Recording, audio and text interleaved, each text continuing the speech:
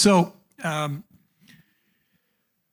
the general trajectory here of the discussion this afternoon has to do with the relationship of Christian life, a la gospel freedom, with faith and works and vocation. And what are the implications? What do I have to do? No, not that. But what flows out of Christian life, the Christian freedom? What does vocation look like? What is the relation between faith and works as we live our lives as Christian people? So that's the softball. It's in the air. Who wants to hit it first? I will. Okay, Sarah. Following Chris going right out of the gate, I will go right out of the gate. So we're actually reading for Lutheran Confessions. Class starts next week. Ferdy's little book, Justification by Faith. But then it goes on, death to life, which a lot of our students skip over because you think, oh, justified by faith, sure. Death to life. And so what we confess as evangelicals, the original Lutherans, or the original evangelicals, Lutherans, what we confess is that we, unlike pretty much everyone else, every other theology, recognize that life is not about avoiding death. That the Christian life, we die in our baptism. We're already dead. So it's death to life. When you have been made into a theologian of the cross, and when you have faith in Christ, therefore, then actually God gives you back all of creation to live fully in your vocations. But that's the life. It's after having been killed by God and raised to new life, which is, of course, what happens in your baptism, but it happens over and over and over in the life of a Christian. So the vocation is for the purpose of serving the neighbor, period. So I am working on a college campus, and prior to my call here, I was at Grandview for over 11 years. And I'd run into the same conversation as a campus pastor. I would sit in the dining commons, I taught classes, students would want to talk to me. And the conversation was always sort of the same. It was, I'm doing well in class. I have the girlfriend or boyfriend. I'm successful in my sports. I'm getting everything that has been told that I need to get to have a life. And I'm overwhelmed. I'm anxious. This isn't life, or it's not real life, or it's not enough life, or am I making still the wrong choices? They're just bound by the narratives placed upon them from their parents and society, all these things about what is a good life. And the anxiety was they're beginning to die, or that dream was dying in front of them because they realized this isn't true. They were climbing a mountain, and that mountain is not enough. And that was kind of the beginning of when they were being open to understanding death, life language, vocation language, freedom that is in Christ and not in their own achievements, because they were seeing through it really early. And I loved that moment, because even though they were struggling so much, they were getting cracked open, and not from doing something that really was really destructive, like, they got a DUI or they got arrested or something. It was more of success wasn't enough, and they saw through it at such a young age. And it began to give them ears to be open to another word. And that's when it was really great to have Mark and Ken Jones and Tricia, the work that she was doing, begin to share this other word. And I think one of the most powerful moments was when a championship wrestler who was kicked out of Iowa State came to Grandview, won the NAIA Wrestler of the Year like 4 times in a row. He's taught at Penn State. He ended up having Ken as a teacher, And as Ken met with him and stuff, the gospel was a new way of seeing, of living, of walking forward. And it was really great to baptize him because, I mean, that's the gospel can do that, right? It can open up someone. And so when it comes to vocation, I just think that the best thing is all those narratives are trying to tell them what life is. And Christ gives them a freedom to walk through life in an entirely different way. So that's what I kind of ran into a lot at Grandview. So I think part of the connection between the freedom of the gospel and vocation is the freedom to fail completely again and again and again. I think the way that connects to what you were saying, Sarah, is that kind of daily dying and rising, that as soon as your vocation ascends into the conscience, or whatever the language we like to use, right? As soon as it becomes your sense of who you are and how successful or good or righteous you are, the gospel just comes along and crushes you. The law comes along and crushes you, and the gospel raises you out of that. And just as those of you who know me, I'm all about personal stories, right? So I'm going to tell a personal story. I'm really not about personal stories, but both of my parents are failing in health. My dad has Parkinson's disease, and then and was using a walker, and my mom then had this really strange memory thing that developed. And so she had been in the hospital, and now it was a follow-up appointment for her. And through all of this, like, Julie is going to follow the fourth commandment. I am going to just be the best daughter that a person can be, because that is my vocation. And so we have this follow-up appointment. Dad insists that he wants to go along because he's her husband and he should be there for this doctor's appointment. And I'm thinking, that's a whole thing to bring you along. But plus, chivalry is not dead. So he gives her the walker, and he's using a cane. And so we get to the hospital, get her checked in, and they say, okay, you need to go to the lab. It's the first right, and at the end of the hall. So we're going, and we get to the fork in the road, and Dad sees the bathroom, immediately has to use the bathroom. So he makes a beeline for the bathroom. Mom goes to the lab, and I just stood there and tried to figure out, what on earth do I do now? Which one is most likely to get lost? The one who doesn't remember 30 seconds ago? Which one is most likely to fall down? The one who's using a cane instead of a walker? And it was just this moment of utter defeat. And some of my friends tried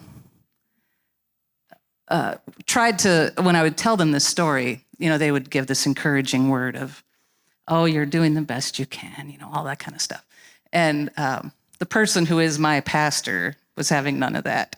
just crushed me and said, well, how's it going with the fourth commandment? It was just so clear. And so I think the connection between the two is our vocation. We're free to engage in our vocations right up until the point that vocation just kills us again. And we need that. Yeah, and we need that word of promise again.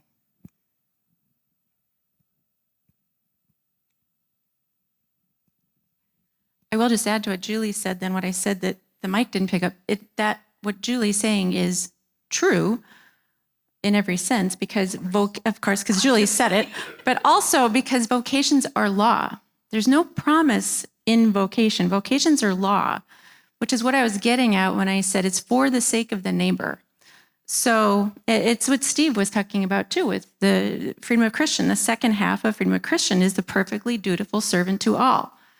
That's vocation. But when you read that essay, Luther over and over and over says, yeah, serve your neighbor, pour your life. He may even say something like, be little Christs to your neighbor, which the Baptists love to pick that and say, aha.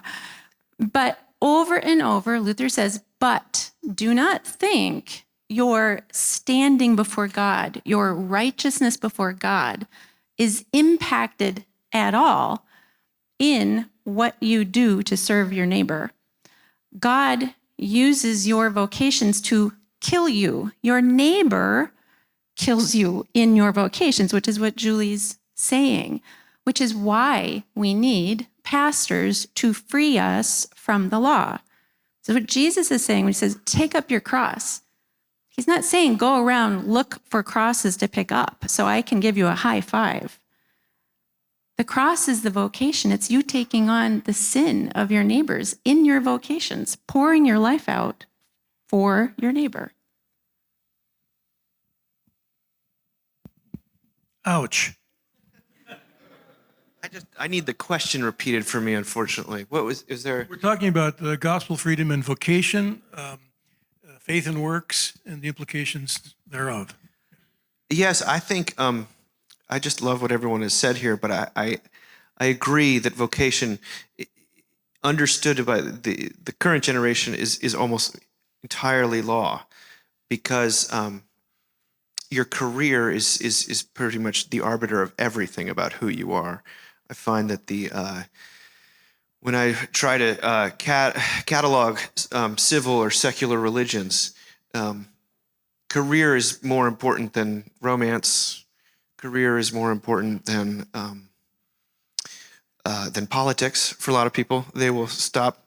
They will silence their social media feed before they will take a pay cut every time. And I just think to myself that when we have to be so careful when we talk about the gift of vocation and this work for the sake of your neighbor that God has invited you into. I think that's beautiful language. But if you're layering it on top of the voice of the law from the culture, which is really, really loud around career. I know that vocation I have vocation as a father, vocation as a husband, but I was thinking to myself about this essay that we just published on Mockingbird by a guy who tried to make it as a comedy performer on SNL. And he was very excited to go to Chicago, and he was the top of his class at Second City and thought that Lorne Michaels would be calling any day. And it never happened. And what did happen was that his wife got pregnant, they had a baby, and they needed to provide for them. And so he applied to be a middle school drama teacher because he didn't have enough training to be a high school drama teacher. And all of a sudden he said, I was winning awards, but it wasn't the Emmys, it was the middle school one-act play. But in that vocation, I was witnessing miracles like something like adolescent gratitude, which is a miracle of God. And his whole thing was about, this vocation has been a gift. It was born out of the death of a dream, and it may not be forever. I would have never chosen it. And yet here I am, allowed to be a shepherd to the youth in such crisis. And, I think middle schoolers are particularly unlovable. So it's like he gets to be a little Christ that he didn't want to be, and he had to be killed to be of any kind of use. So I see that as... Was it Bonhoeffer that said something to the effect that we should have such confidence in God that we can live as if there is no one? There is no God. That's actually Luther. Is that Luther? That's in Byers' Living by Faith. That's right. Where Luther says you live each day as if there is no God. Yeah, you're so confident of God's grace and forgiveness that you can dive in the world completely, and warts and all. And, anybody here want to win the award for living that way? Now, we're all struggling with that one. Vocation, when I was pastor and I guess I still do this on my Zoom class, but we talk about vocation and say, well, think of Adam and Eve. What did they have to do? Take care of a garden, take care of each other. That was their business. That's it. There was There were no higher aspirations, right? And to me, that's sort of what faith is in that respect, is that, God will be God. God will handle that, God stuff. I've noticed that you probably have too. When I get up in the morning, I've got plenty on my hands to deal with. Without God and the church, in that sense, piling on more. The business of living is enough. In fact, I wrote a thing about that for Luther House. Living is enough. And it is. It's enough. It's more than enough sometimes.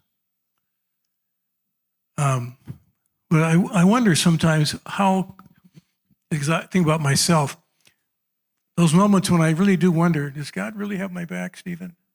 Really? Am I that free to just plunge into life and fail miserably, as I was saying, or succeed wonderfully, but in any case, not be too concerned about either outcome? If there were no God, as you said, as if there were no God. If there was no God. I do think the word vocation is a very dangerous word for our young people. And the reason is this way, and we even had a vocation week, but they've been told for a long time, ever since they could remember, what's your special purpose? What's your special purpose going to be? And that has weighed on them around their neck. It is dragging them down because, 100 years ago, you didn't have to choose your vocation. If your name was whatever, Baker, you were a baker. Smith, you were a Smith. You didn't actually have a choice in what you're going to do. Now, they don't have one choice. They have 1,000 choices. And on top of that, the pressure that you have to choose the one in 1,000, that's exactly the one that God wants you to have, because you are special and you have these special talents and you have to use it in this special way, and you better find that special thing. And so vocation has been told to them that way, and is creating so much anxiety and pressure because they want to be that special whatever, and they're paralyzed by it, and they're paralyzed by that. And I think that's the place where we have another word when we talk about vocation in a different way, in that you can say, hey, you have a vocation to change diapers. And boy, I always love that illustration, because Jamie and I, as we're married and our babies were little, they would cry at 2 a.m. and we would both fake like we were asleep and we didn't hear it. And I'd even do a little snore because I didn't want to answer that vocation. But it was the best calling, because what that does is it starts destroying this idea of your one special vocation that you have to figure out. And so I actually think if Lutherans can talk like Lutherans and give the language that we have of vocation to our young people, it will give them way more life, because they're getting killed by the concept of vocation that our society is giving to them. I agree. And I think I agree, that we have to talk like that. I think Lutheran pastors in particular also have to act like that. So my day job is a church bureaucrat. I'm on the national staff of LCMC. So I talk to a lot of pastors who are struggling in all kinds of ways. And often what I run into are pastors who are functioning as if the church depends on them. The success or failure of that congregation is all on what they do and how well they do it and how much they do. And so things that are just so far outside what we might call ministry of word and sacrament, but that they must be there and must do it and have to be seen doing it to justify their paycheck, all these things. I think we can talk the talk of this freedom in vocation, but we also have to demonstrate that a little bit. And there will be some heat that comes from that. One thing that just popped into my head as we're having this conversation about vocation is we have not yet defined it fully.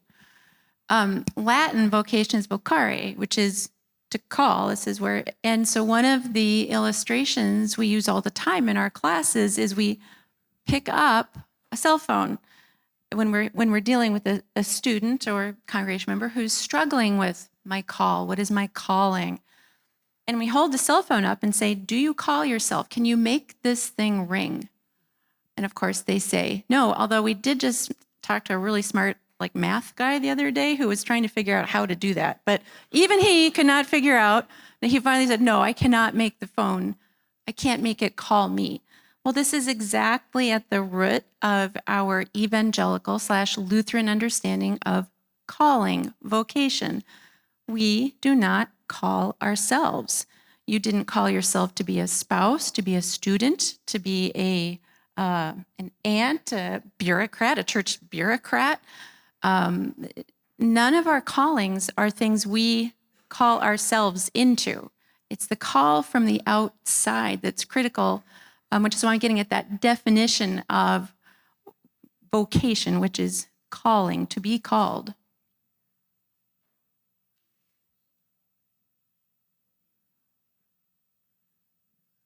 I'm seeing lots of head nodding by Steve. Thanks. Good. I'm pretty sure I got it from you, so. Yeah, we haven't heard from Mattis or Hopman. You guys want to dive in? Well, hearing Russ talk about people trying to find their special purpose, of course, the first thing I thought of is that Steve Martin has a special purpose. But with that out of the way, it kind of strikes me as analogous to the medieval doctrine of special vocations among Christians, monasticism, callings in the church. And so perhaps that is kind of the modern secular religion's version of the medieval understanding of monasticism. So I think one of the linguistic ways to deal with this is we still talk about good works all the time. And I think that's unfortunate theologically because it makes it sound like there's certain categories of things that are good works and others that are just plain works, whereas the phrase good work is more important. If your toilet is broken, you don't care about good works, but you care about a plumber that does good work. So, God does not call into vocation as directly as he does the faith. There's no baptismal formula that puts you in a vocation. So you have to listen for those around you and what their needs are, and then see to an extent where your talents match up with that. Well, I really appreciate everything that's been said. A couple of things that stand out. I appreciate what Zoll's book on seculosity is. This is language, the words I'm going to use, I think, is from Bonhoeffer, but we tend to make the penultimate to be ultimate. And Russ, I think that explains the anxiety. For part of it is just the change of culture. I mean, you're exactly right. I mean, my ancestors 100-some years ago didn't have choices. There was no choice. You do this or you will starve, and there wasn't choices. It just, you went into the family occupation. So, but when we so idolize identity and so I idolize what we do, I think this is a great gift that it would be wonderful if the church, I don't want to blame the church, just if there'd be a way to get it out there into wider culture, that it isn't, for many people, if you don't have this faith dimension, that's all you have is your justification by works and establishing your identity by works. You don't have anything other than that. But I think it's really very tragic because a lot of people live with just lots of stress because, again, they can't put it into God's hands. I think that's one side of the fence. The other side of the fence is for many again, I work with many young people who just have no sense of a purpose in life. And again, I think that's something that we could really, really help people is the scriptures here are providing an alternative to what the world is providing in this regard. And again, I think it behooves us to really run with that. So I see both sides there with that. And I really I appreciate what Scott Keith had brought up earlier in the last session about again in our society, politics have become salvific from whichever side of the aisle you might be on. And again, as Lutheran Christians, we're apt to push, no, this politics ideally is for the sake of the neighbor. It doesn't bring a millennial kingdom. We have a heritage in this country going back to, well, Jonathan Edwards of all people, of postmillennialism. And that eventually in evangelical Christianity, through the influence of the gospel percolating in society, eventually there would be heaven on earth.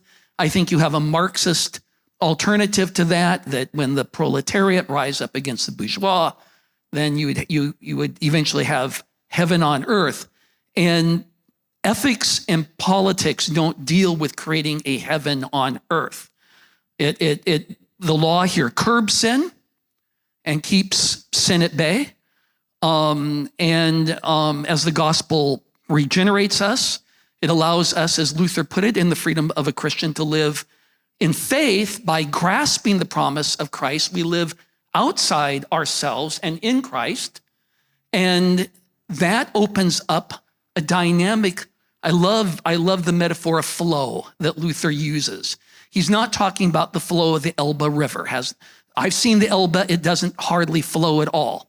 It's talking about the goodness of God is working in all creatures. Our incurvation dams up this flow.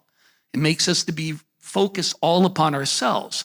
But the power of the word, as we grasp it, we live outside of ourselves in Christ, and that opens up love so that we can live outside of ourselves in our neighbor.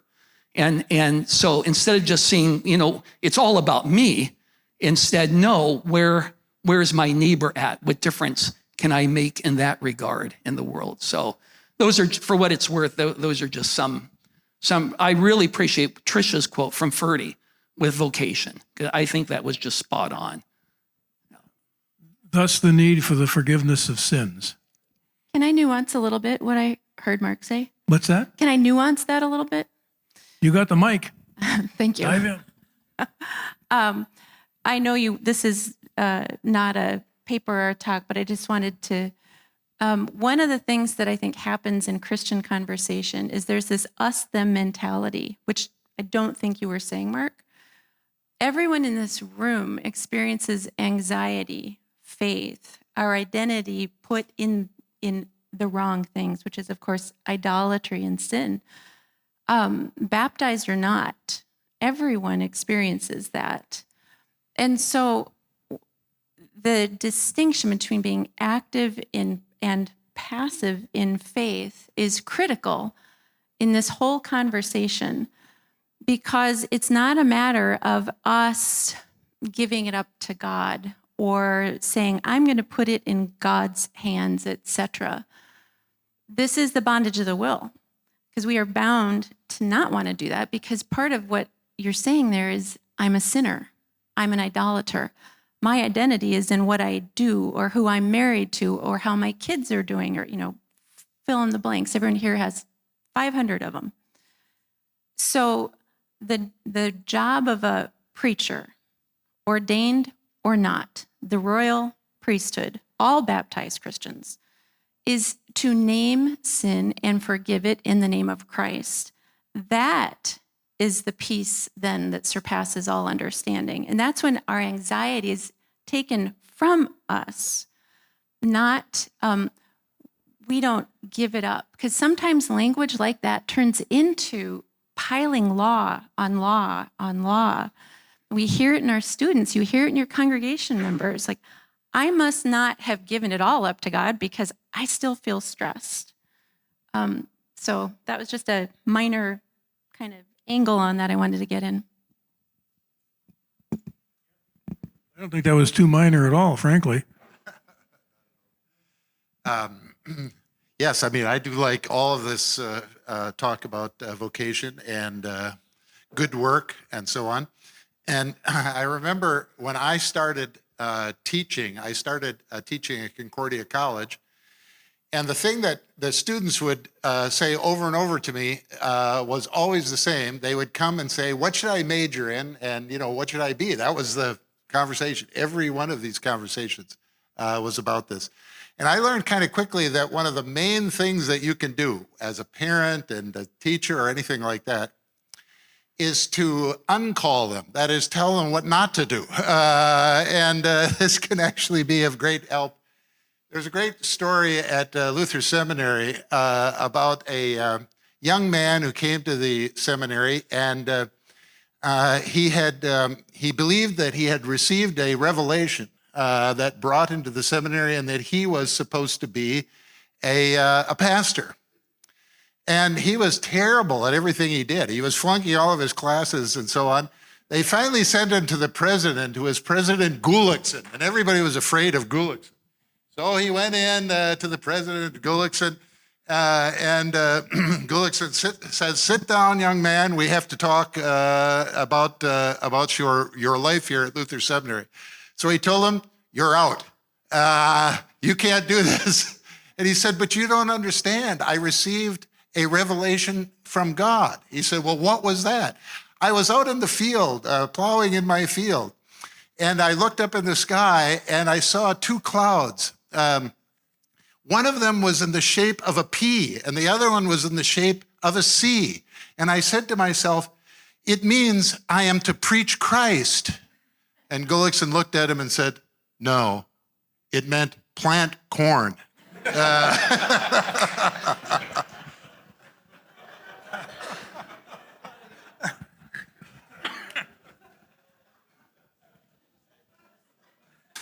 That's a really funny story. I was thinking of two different things. I love what Mark said about how you have on the one side, you have a generation that has been told to follow your dreams. When you're 18, you don't know what those are. And that's a huge amount of pressure to figure out what's the right dream. Oh my gosh, that's the wrong dream. And the ladder climbing that Tricia talked about, the careerism. But then you really do have, I think, an emerging cohort of especially young men who seem to have no purpose and feel completely disposable and have no sense of value. And the despair that induces is very real, and it's a pastoral problem. I think it's not a problem for the law necessarily as for the gospel. So that's an opportunity, but that needs to be said. Like there's the careerism, professionalism, performancistic, perfectionistic thing that's happening with sort of high achieving people. And then the non-college graduates really do have that dearth of purpose, and it concerns me deeply. But I also like this idea of uncalling. Like many liturgical churches, we receive a lot of people who've been brought up in kind of non-denom, capital E, evangelical settings. And they always, when they come to our church, they always ask us, how can I get plugged in? How can I get plugged in? And you want to say, you need to do nothing. Don't stop wanting to get involved. That's your problem. Because they had, in their church, their vocation had become such a law that they thought they had no relationship with God outside of their being plugged in. And like, you're not an appliance. You're not a computer either. You can't be optimized.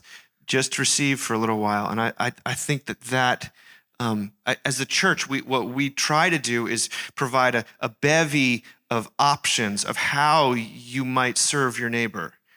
And if that happens in some sort of way, here are some great options. You don't have to actually go somewhere else to do this. But the uncalling is a pastoral necessity in a way. I'm going to jump on that, Dave. That's good.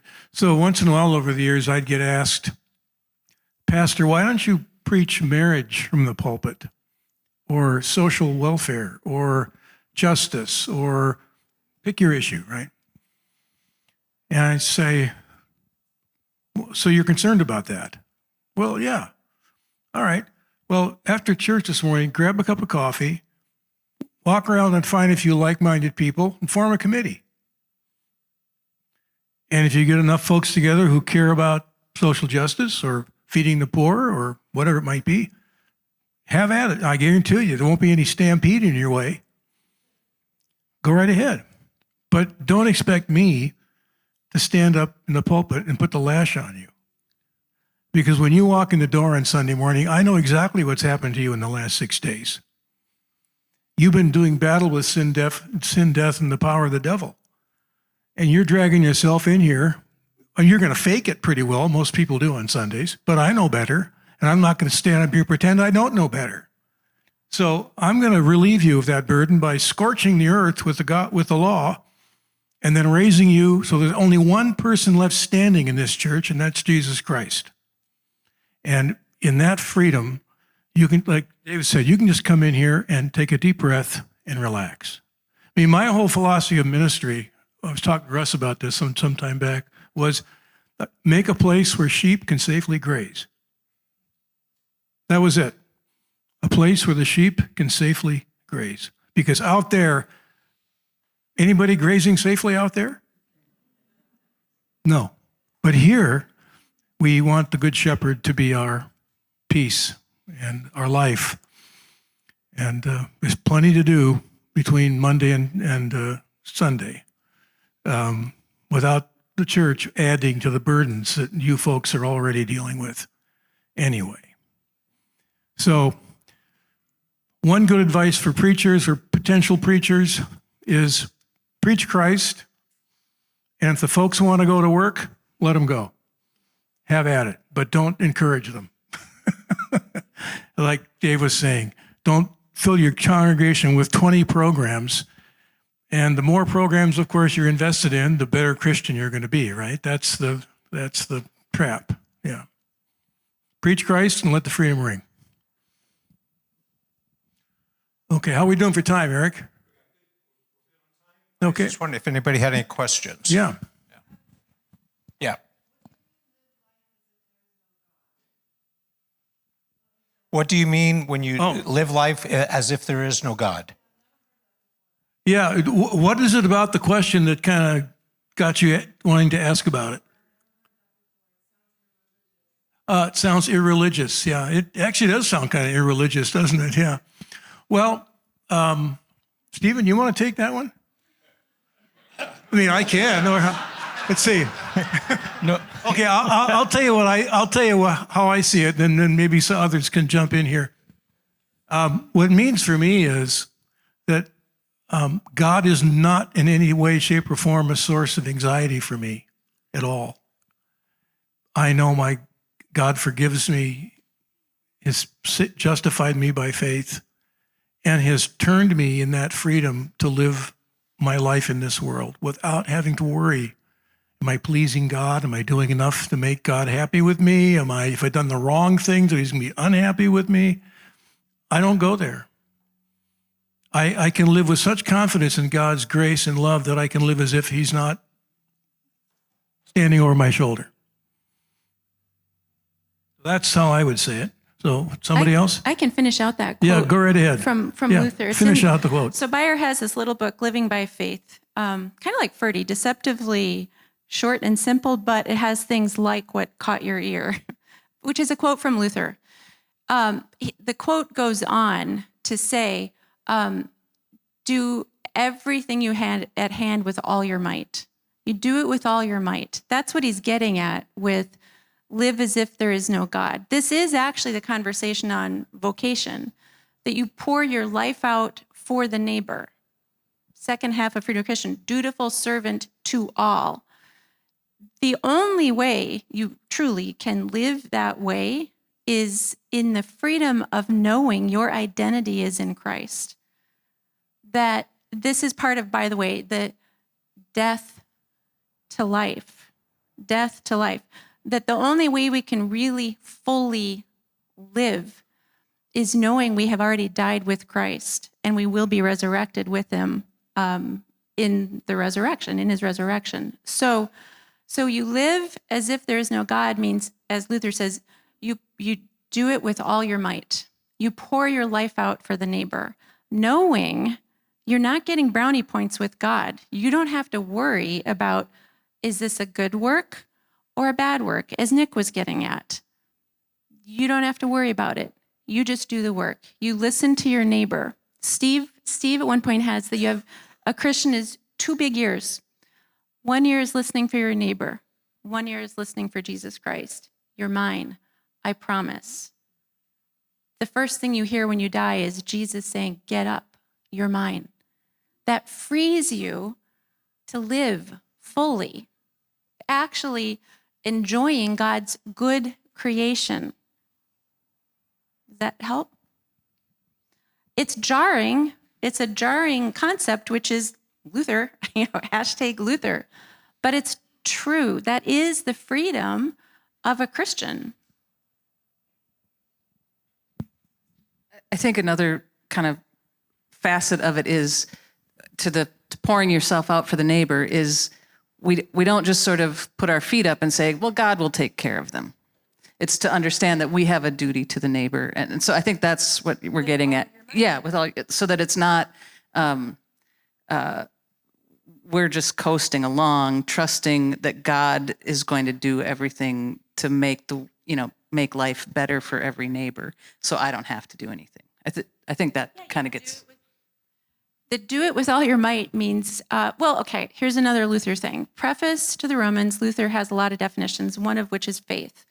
And it's a beautiful quote, oh, what a living, busy, active, mighty thing is faith. You stake your life on it 1,000 times. And then he says, the law says, do this. It is never done. The gospel says, believe in this. Everything is already done. It's just kind of another facet of the same concept. That is the freedom of a Christian. That is the pouring your life. This is part of what Luther is getting at in live as if there's no God. You're perfectly dutiful servant to all. Yeah. Anybody else want to jump on that bandwagon? I would. The one piece I want to bring up is, and when mentioning about our young men that David spoke about, obviously the word spoken is tremendously important.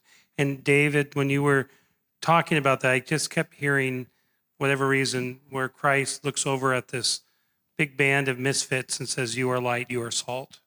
And somehow those words make them light and salt. Not that they did, but the Lord spoke those words into them or to them and literally transformed them. And I do think about our young boys who've only heard one message that's constantly tearing them down. And so the church has a word to speak to them, death and life, of course.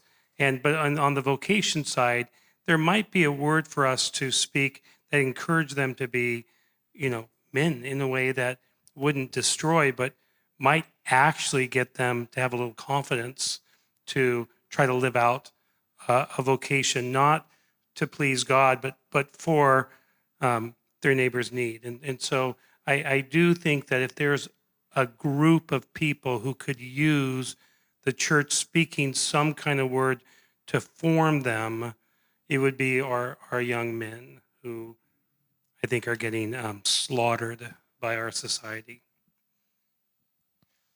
I have a question, but hey, that was a great question on the questioning and live like there is no God, because that's the core of it.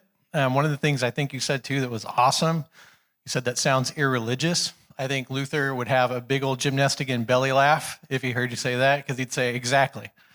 One of the things that is important to know about Christianity that I heard for the first time 30 plus years ago on a little radio show called The White Horse Inn, that blew my mind at the time, was that Christianity isn't a religion, it's a faith. And that's what separates it from every religion in the world.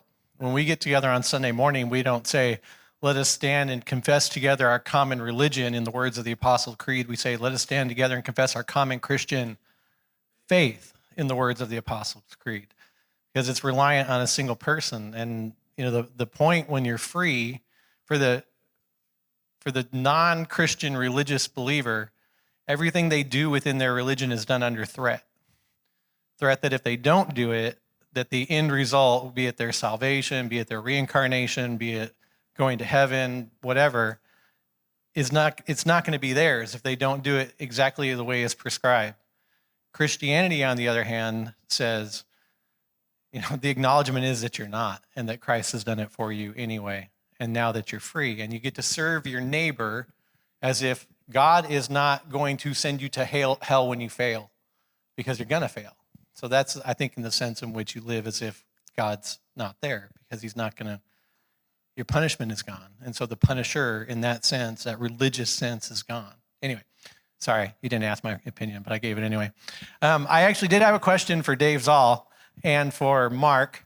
I loved the plugged in comment, because my entire life I've said the exact same thing. Like, you come to church, you be fed, you don't need to think about doing things. And then we kind of come into this slump of the quote unquote nuns, the NONESs, right? Not the people in habits. They, have left the church and they're never coming back. And one of the things, when you sort of get the data, is that especially for young men, one of the ways to keep them in the church, in other words, to make it so that they just don't come and then kind of experience it, or maybe have like an evangelical discovery and then get bored with it and go, is to actually get them plugged in. Like, that they feel, if they feel useful, for lack of a better word, within the church, that they stay. Do you think that that's sort of, and I think you probably say yes, but it's worth wrestling with that, for Mark too, worth wrestling with that tension there, that you're right, we come to be fed.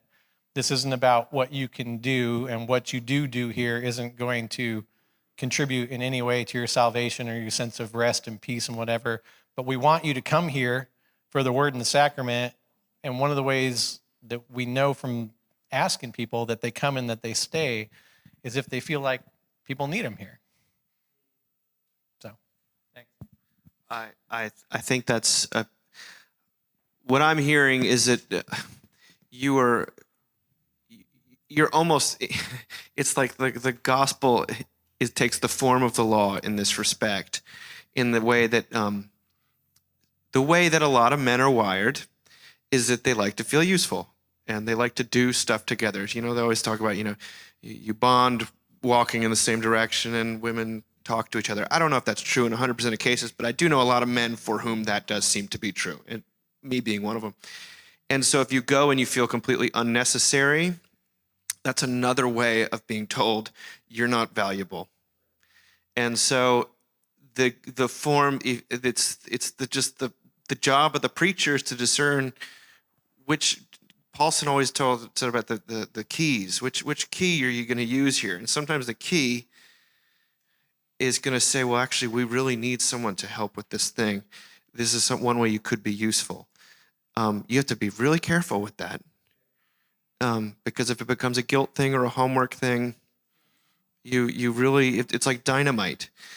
But sometimes I have seen by the Holy Spirit, people find a ministry at their church, and that's the way they have actually experienced God saying to them that they are worthwhile.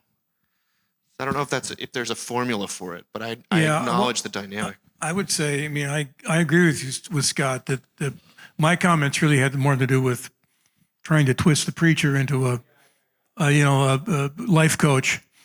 I'm not a good life coach, so don't come to me for life coaching. I like to I like to inquire of people when they came, new members, for example. I'd like to just have a conversation. What do you like to do? What's of interest to you? You like to change light bulbs. You want to take kids on a camping trip. Whatever it might be, and try to help people connect with something that they feel they have a meaningful role to play in. It can be something very simple, very easy, not anything complicated, or it can be heavy lifting. And if that's what they like to do, then give them permission in that sense. Give them the freedom to do it. But to always guard against giving any kind of indication that any of or all of these things are going to certainly enhance your Christian faith in relation to God. This is going to make you a better person before that. All that kind of stuff is nonsense. It just doesn't work like that. I think you deal with people in congregational life who come in and want to be a part of the congregation, just like you would in any organization where people want to be useful. Because all of our all that vocation stuff's in the law. It's, I know over the years I had people in congregations got involved in certain projects and they failed miserably. It was train wrecks, and we had to go in and do a lot of rehabilitation and cleaning up after them. But never, ever did that message get communicated to them. Ever. Because so what? All right? Nothing really depended on it finally. On the other hand, people sometimes were tremendously successful in what they did in terms of any metrics we would use to measure that. And then at the same time, you give them appreciation, but you don't, drag them in front of the congregation and say, see, here's what you ought to be. Here we go. This is the paragon of Christian virtue here. So it's really a down-to-earth way of just saying to people, Stephen, what do you like to do? What do you like to do? That's how you start. Yeah, what do you like to do? Tell me something you'd be interested in being involved in. And, what was that? Okay, we got a little acreage out back here. We can do a little plowing. And no, I don't mean to be flip about that, but I'd rather let folks take the lead. If we have needs, we can make those apparent. Here's a few blank spaces we can get filled in here. Anything look good to you? It is. It is. It's a fine way to start. It's the normal way people start to call or get a vocation. You say, "What do you like? What are you interested in?" That's very true. But you know what typically comes up, and you're the best example of it. If I ask my kids, "What would you like to be when you grow up?" They'd say, "Well, I'd like to be in a band and be very successful." Well, immediately I'm going to say, "No, that isn't your calling." That's a horrible idea. That's a terrible idea. Yeah, but I was successful. Every now and then there's a successful guitar. It worked. But the rest of you are all terrible at it. Yeah. So then it's usually better to move away from what interests you and so on to the other thing you just said. People are good at calling, whether they're pastors or not, when they know what's needed out there. That's right. So right now, what I would do if my kid said, I want to be in a band and so on, I'd say, no, what you need to do is go into crypto and make tons of money. I don't understand this, and I want somebody to support me in old age. And then at that point, they will have a calling. Then you're actually giving them something. That's needed out there. Go and do it. And they're going to give you something. Yeah, that's what I want. Yeah, I like the idea of the needs. Here's some things we need done around here. Can help out, fine. If not, come to church and go home. Yeah, don't worry about it. So this is to Dave and Russ a little bit on when I taught undergrads for 15 years, and it was more so with the young women because I was before this situation that's happened with men. But I think it still applies because I have dealt with some young men on this. But tell me if this makes sense to you. And it goes back to my original theme on unbelief, because I think what has happened with I would always use this with women. Young women in a classroom, I'd say, the reason you are right now in anxiety and in the situation you're in is because you fell for the devil's lie, which was, did God really say? And you think you're not good and you need to become something you're not. With the men, did God really say? They fall for the lie of saying, go and tend to the earth, go and do something. And the devil has tricked you into thinking that you aren't good enough, or you've heard the criticism, or you've heard that lie come root in you, that you are not to do this, that you are, and so you've fallen for the deceit that somehow being productive is your problem, or being as Ferdy talked about it, which I loved, dominion, which is care of, right? So the devil has changed the word dominion as into an abusive thing, as opposed, so you fell for the lie. The key is not to say, thus you had the wrong definition. The key is to say, you're absolved for falling for the lie. This is what I always used to do with the women. I'd absolve you from thinking that you're not good. Now you have a new identity, which is what Christ says about you, not the law coming back and say, now get better at the law. Go be hard, work harder, or go believe you're good. No. You have a new identity, which is that identity crisis that you're talking about with that. What do you think about the generations? Again, I'm too old now to relate to those people. What do you think, Russ? I was going to let you go.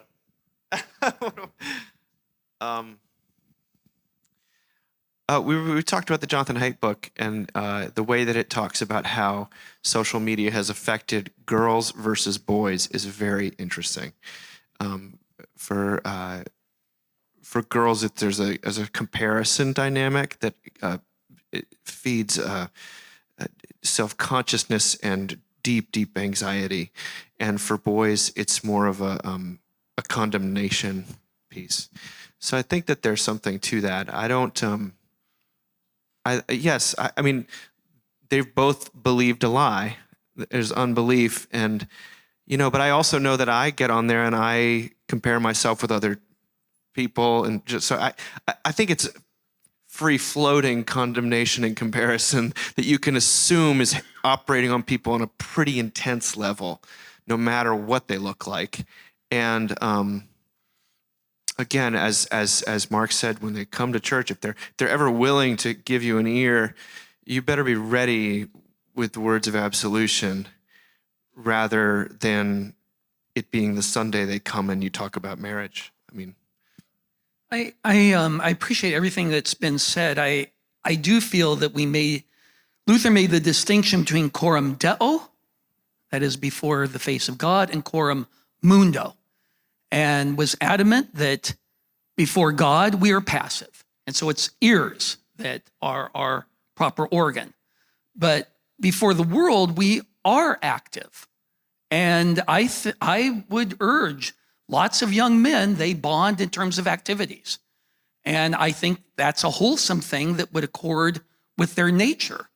So were the nature not sullied by incurvation? So I think I would encourage that. If they want to plug in, to talk about the language of plug in, we don't have to assume that they're somehow violating the grace of God. In fact, just the opposite, they are allowing God's grace to permit their nature to be other regarding as God intended it right from the first. So that's my 2 bits. The other 2 bit is if a person says, Pastor, why don't you preach on marriage or politics or whatnot? Those are things in a democracy that is best, in my opinion, to do in a public forum, like an adult class, a Bible school class, because in some cases it's a setup. That is, Pastor, are you preaching what I want you to say? And if you are, that's dandy, and if you're not, that's an issue. So the truth is, with many of these things in public policy, there is going to be disagreement over how to handle these things. And so it's wise to let people hear the many different opinions and talk it through. At least that's the way when people would come at me, Pastor, why aren't you preaching on this? It's like, well, let's talk about this in Bible class. That's the route I usually go. Yeah, let me jump in, Mark, because I completely agree with that. I told this story outside a few minutes ago to somebody, but my dad was a pastor and he loved aphorisms. In fact, he took me out to lunch the Sunday that we graduated seminary in Minneapolis and regaled me with loads of pastoral advice, all of which were tied to aphorisms. And one of them was, don't forget, you're a dead man preaching to dead people. What do you have to say? There's nothing that's going to come out of your mouth that's going to give anybody life. So what word are you going to use? And of course, the answer is obvious. You're going to use God's word. And Mark is right. I was a pastor a long time, almost 50 years. And God bless the dear sheep in the pews, but there were many occasions when they wanted to subvert the preaching. Absolutely wanted to subvert the preaching. away from law gospel into marriage, into social justice, into you name it. And that's one of the real difficult aspects of pastoral ministry, is having the guts to stand in the pulpit and get out the blowtorch, as I said earlier, so there's no one left but Jesus Christ. And that's a hard lesson for a lot of pastors to learn. The other thing about preaching, Mark made a great point. Okay, so I get up in the pulpit and I'm going to preach on some social issue. Okay, well, this third of the congregation agrees, this third of the congregation couldn't care less, and this third of the congregation's ready to go to war with that third of the congregation over the interpretation of that issue. Now, you can back it up with the Bible. Of course, some people will do that. Well, this is what the Bible says, so you all have to believe it. Well, now you're in an entirely different morass of problems. Yeah. So the Bible study is a good place to handle all that stuff, the adult class, where people can have their voice, they can have a difference of opinion, they can exchange ideas, they can shout at each other, throw their coffee at each other, whatever they want to do. But the pulpit is for the proclamation of the forgiveness of sins and nothing else, in my opinion. And that's what I did for 50 years. And it was people like Nestigan and Ferdy and others, and great mentors I had as a young man who taught me that. But even in those discussions, so after church in an adult forum, etc., even there, and this does go to the two kinds of righteousness Mark was mentioning, you start the conversation with, is Jesus going to think of us or look at us differently based on our decision on this issue or our opinion on this issue, etc.? Now, if they say, oh yeah, for sure, he's definitely, like, if you're voting for X, you are going to hell. If you vote for Y, you're on the right side. So right there, that's not actually a free conversation. Now you have a different issue pastorally, which is what you're getting at. Well, now you're naming it, it's all sin. And of course, it goes back to the original sin, know the difference between good and evil, ethics. When you get into social justice discussions in the pastor's class, okay, now you just say, okay, we're all sinners now, that's for sure. There ain't gonna be any hiding it here. Let's have at it, And I think it's actually good to talk to people like that once in a while. Because it just kind of, clears the air, and let's not get so sanctimonious about all this, come on. I will say this, that whenever people would ask the campus pastor a question like that is always political or moral, I quickly learned that we were going to have a conversation with a few people, because boy, if I gave an answer, they would misconstrue that answer to exactly what they wanted to hear. And I don't know how many times Pastor Russ said this about that, and I realized I'm never going to talk to a student ever again unless there's like 7 of them around, and I'm going to record it, because they are going to hear what they want to hear on those issues that they're asking questions about. And so that's where I think I like what Mark said about a venue where the conversation is able to go back and forth, because when you're in a pulpit, there's only one person speaking, and you're declaring something, but those topics require a lot of voices often, and so it requires a venue that can support that. I want to say one word about something that Ferdy said in class, and I am all 100% for absolution. But I'll never forget a student, you have to remember this was 1982, saying, well, Dr. Ferdy, can you imagine any situation where you would withhold communion? And he said, yes, in the case of someone actively involved in racism, I would withhold communion. So aside of me, I feel that when, was it Nathan that approached David and said, you are the man? He didn't absolve David's sin. He put it right out there in front of him. And to me, that is an aspect of we don't have law and gospel when the accusation is never ever said if it's appropriate, or if there is an excommunication that is not appropriate. So my own gut goes in that direction. And I am actually very grateful that Ferdy said that, to a generation of boomers like myself who everything is permission. There's never a no. And I'm grateful to God that he put that out there, because that's exactly what a boomer needs to hear. One of my challenges with being on a panel is I'm still 5 questions back, and I'm still thinking about Scott's question. And the question of, people feeling useful, particularly young men feeling useful, and don't we want to encourage that, or is there a problem with encouraging that? My first instinct was to be kind of concerned about that we were kind of conceding ground to a culture that says if you're not useful, you're not useful. If you're not useful, we don't want you. You don't need to be here. But the more I think about it, the more, in my mind, something like that is in the same sort of broad category as having music that people like, and comfortable seats, and the kinds of things, the kinds of secondary things that will get someone in the door and stay there long enough for the gospel to be preached. What I worry about sometimes in a conversation like this, where there's, I don't know, nearly 100% agreement on what the job of the pastor is in the pulpit, maybe 100%, I'm not sure. This is actually very, very rare.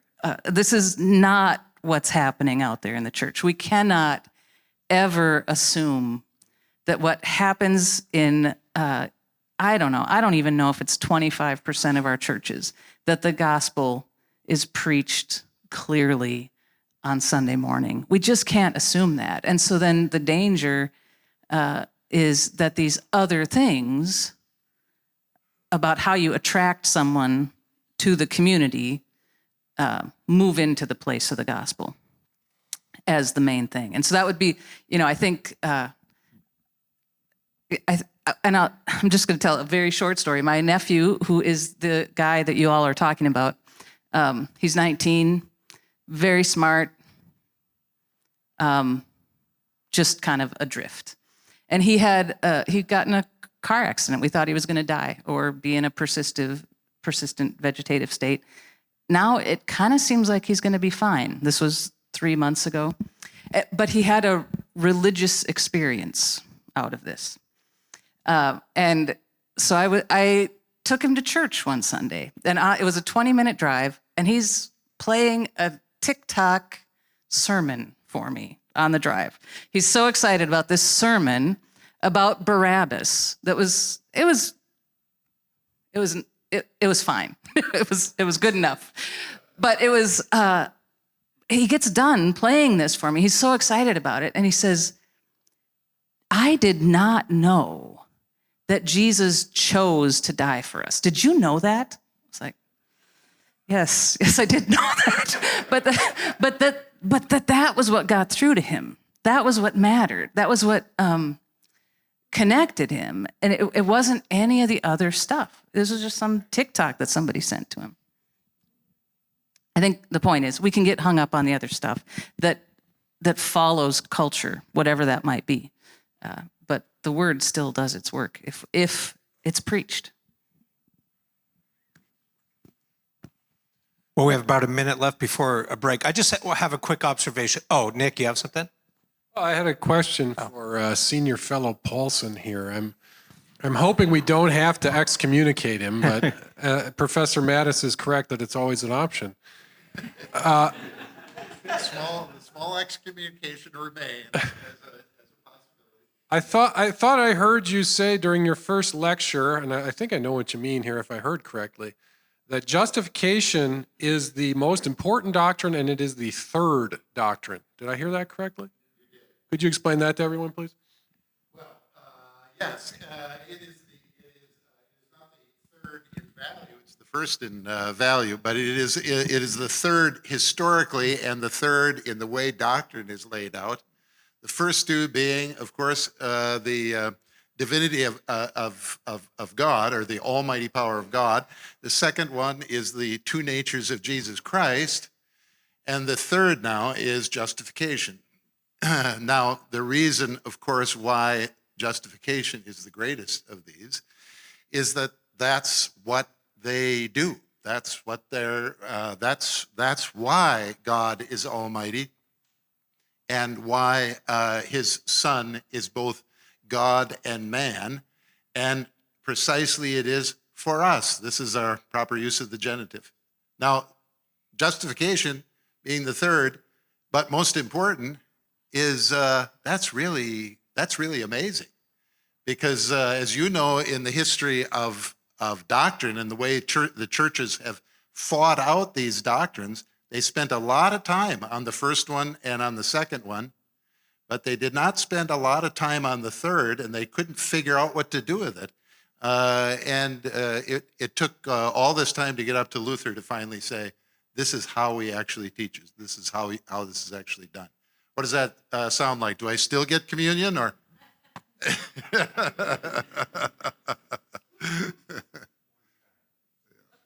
One Okay, kind.